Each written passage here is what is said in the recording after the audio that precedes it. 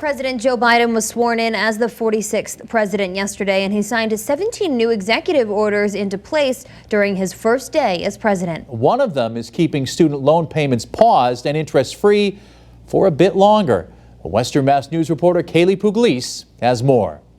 And so a lot of people, about 43 million people, were about to see at the end of this month the payment periods restart, and we're going to start accruing interest if they didn't make their payments. Carl Petrick, economics professor at Western New England University, tells Western Mass News the average monthly student loan payment is almost $400, and about 65% of students graduate with some debt.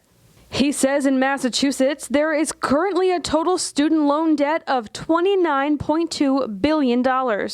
And for people getting out of college and younger adults, this is what stops them from buying a home. This is what stops them from buying a new car. This is what stops a lot of economic activity. That's what happened for 24-year-old Alyssa Highland of East Longmeadow. She graduated college with debt and says having her loan payment on pause has been great.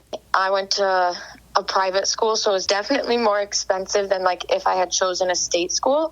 And going into it, like I knew coming out I was going to have a pretty hefty debt. Definitely having this break of not paying them is helpful. The Trump administration originally enacted the student loan payment freeze last March and extended it through January.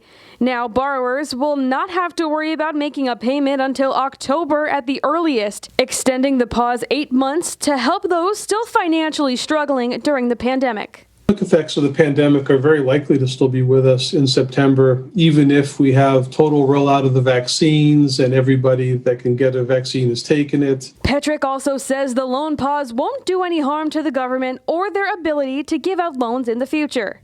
And the federal government can't run out of cash. They print the dollars. They're good. But this only applies to those with federal student loans, so those with private loans might not be seeing relief from this order. And in terms of possible forgiveness of the roughly $1.6 trillion in student debt, Petrick says it would be monumental in helping Americans put money back into the economy. I think of my average payments that I make, if I didn't have to make that payment, there would be other things to spend it on rather than interest.